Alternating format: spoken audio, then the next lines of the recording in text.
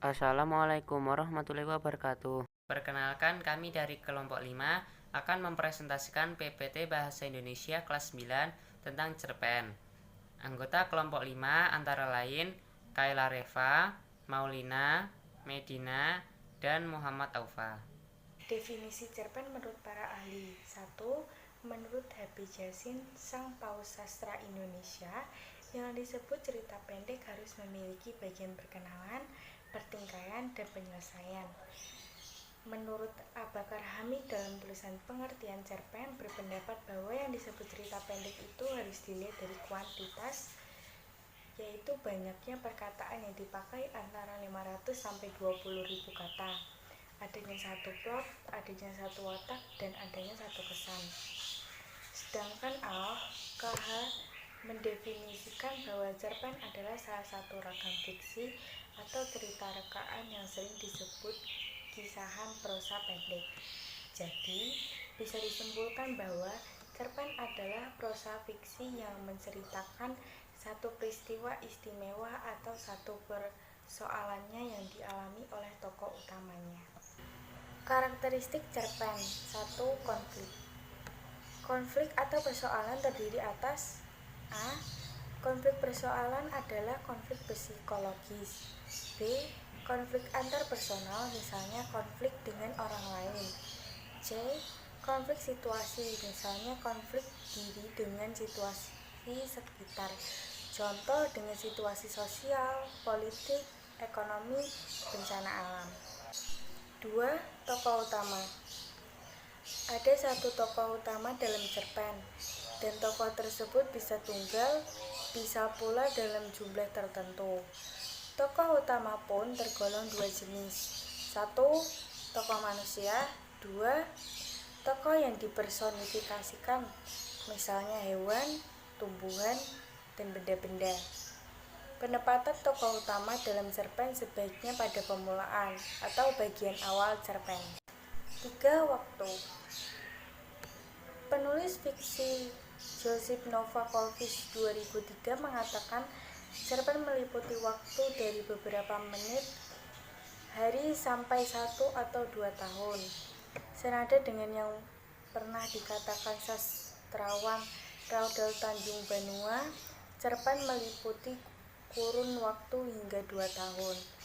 Apabila pengarang hendak memasukkan masa silam, biasanya bisa berupa cerita flashback atau disusupkan dalam sepenggal ingatan tokoh. 4. Karakter kata.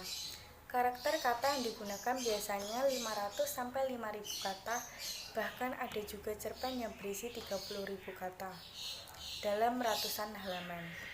Peta cerpen. Pertama, ada permulaan yang berisi perkenalan dan perkembangan konflik. Kedua, ada bagian tengah yang berisi masuk ke konflik, ketegangan, dan klimaks. Dan bagian terakhir berisi penyelesaian konflik, anti klimaks, dan kejutan. 4. Unsur cerpen. A. Unsur intrinsik, disebut juga unsur-unsur dalam cerpen atau juga struktur cerpen. Unsur-unsur ini terdiri dari 1. Tema, 2. Sudut pandang, 3. Penokohan, 4. Latar, 5. Alur, 6. Gaya bahasa, 7. Amanat. 1. Tema merupakan pokok cerita atau ide pokok yang mendasari cerita. Tema cerpen umumnya berkaitan dengan kehidupan manusia sehari-hari. 2. Sudut pandang berkaitan dengan cara penulis cerpen menyampaikan karyanya.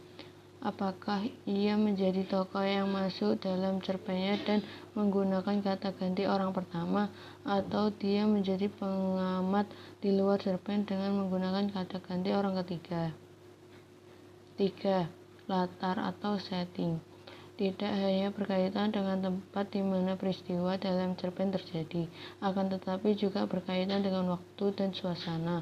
Jadi latar menggambarkan setting yang mendasari peristiwa dalam cerpen tersebut secara keseluruhan. 4. Alur adalah rangkaian peristiwa dari cerpen. Alur dibagi menjadi 3. 1. Alur maju, penceritaan rangkaian peristiwa dari awal sampai akhir. 2. Alur mundur, penceritaan rangkaian peristiwa dari akhir kemudian berbalik ke awal.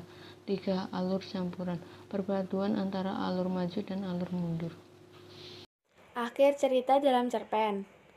Plot terbuka, alur atau plot yang memberi kesan tidak tamat, bersambung yang biasanya disengaja oleh pengarang untuk memberi kesempatan pembaca mengisinya sendiri dengan imajinasi pembaca. Plot tertutup. Alur atau plot ini umumnya pada cerita untuk anak-anak, baik itu berakhir dengan bahagia ataupun sedih. 5. Tokoh atau penokohan. Cerita memiliki tokoh atau dibalik. Tokoh memiliki cerita. Dalam cerpen, tokoh atau penokohan berupa manusia. Aku, kamu, dia, mereka, si A, si B, dan seterusnya.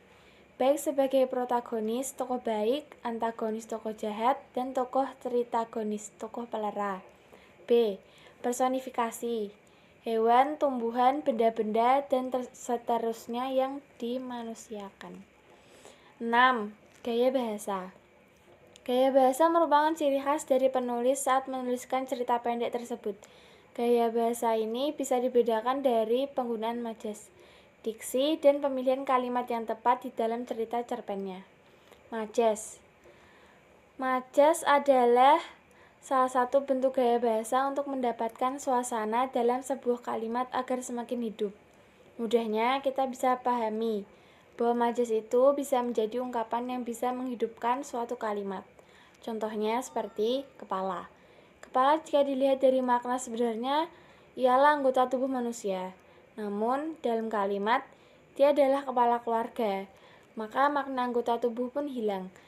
Makna kepala berupa menjadi orang yang paling bertanggung jawab di anggota keluarga. Jenis-jenis majas.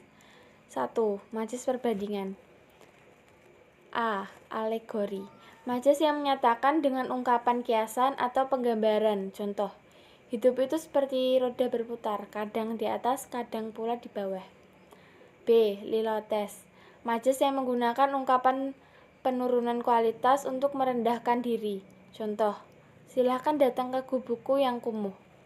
C. Hiperbola. Majas yang merupakan ungkapan yang berlebihan dan tidak masuk akal. Contoh, dentuman itu menggelegar membelah angkasa. 2. Majas sindiran. A. Ironi. Majas sindiran ini digunakan dengan cara menyembunyikan fakta dan mengatakan hal yang sebaliknya. Contoh, suaranya sangat merdu sekali seperti kaset kusut. 2. Majas sindiran. A. Ironi. Majas sindiran ini digunakan dengan cara menyembunyikan fakta dan mengatakan hal yang sebaliknya. Contoh, suaranya sangat merdu sekali seperti kaset kusut. B. Sarkasme. Majas ini bisa dikatakan sebagai sindiran yang kasar. Contoh, putih benar wajah kamu sampai bisa aku sendoki bedaknya. C. Sinisme. Majas sinisme ini lebih bersifat mencemooh atas ide atau pemikiran. Contoh, kamu sudah pintar kan? Kenapa masih bertanya kepada aku? 3. Majas penegasan. A. Pleonasme. Majas yang menambahkan keterangan pada kalimat yang sudah jelas, sebenarnya tidak diperlukan. Contoh, dia sudah turun ke bawah. B. Repetisi. Majas ini merupakan pengulangan kata, frasa, atau klausa untuk mempertegas maksudnya. Contoh, awas, tunggu kedatanganku besok, tunggu. C. Aliterasi. Majas yang menggunakan pengulangan huruf konsonan pada awal kata.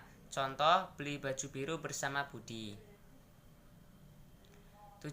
Amanat adalah pesan moral yang ingin disampaikan penulis lewat cerita. Unsur ekstrinsik atau unsur di luar cerpen, misalnya siapa pengarangnya, kapan cerpennya dibuat, bagaimana proses kreatifnya, dan lain-lain.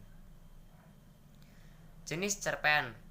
1. Cerpen yang pendek atau cerpen pendek adalah cerpen yang panjangnya berkisar antara 500 sampai 700 kata. 2. Cerpen sedang. Cerpen sedang adalah cerpen yang panjangnya berkisar antara 750 sampai 1000 kata. 3. Cerpen panjang. Cerpen panjang adalah cerpen yang panjangnya berkisar 1000 sampai ribuan kata. Ciri-ciri cerpen. Sebuah cerpen memiliki ciri yang khas di antara karya sastra lainnya, yaitu 1. Bersifat fiktif atau karangan dari penulis. 2. Tersusun tidak lebih dari 10.000 kata. 3. Dapat dibaca dengan sekali duduk. 4. Diksi yang dipakai tidaklah rumit. 5. Memiliki alur tunggal. 6. Biasanya ditulis berdasarkan peristiwa dalam kehidupan. Yang terakhir, memiliki pesan moral yang terkandung. Fungsi cerpen. 1. Fungsi rekreatif sebagai penghibur bagi para pembaca. Yang kedua, fungsi estetis, memiliki nilai estetika atau keindahan sehingga memberi rasa puas dalam hal estetis bagi para pembaca. 3. Fungsi didaktif, memberi pembelajaran atau pendidikan bagi para pembaca. 4. Fungsi moralitas, memiliki nilai moral sehingga pembaca mengetahui mana yang baik dan buruk berdasarkan cerita yang terkandung.